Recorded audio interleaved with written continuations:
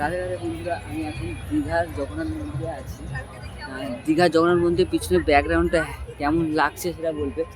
আমার ভিডিওটা যদি ভালো লাগে লাইক কমেন্ট শেয়ার করে যাবে। এখন সেখানে গেট পেরিয়ে 6 নম্বর গেট থেকে পেরিয়ে এখন আমি মন্দিরের দিকে ঢুকছি।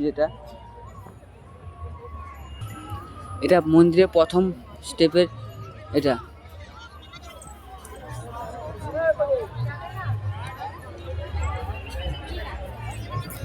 কত হাজার হাজার মানুষ এখানে বসে আছে, যারা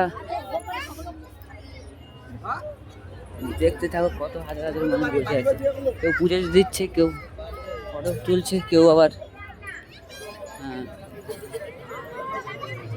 মোবাইলে ভিডিও বানাচ্ছে। বন্ধ করে দিতে হবে, আবার চালু করতে পারো, একটু পজ করো।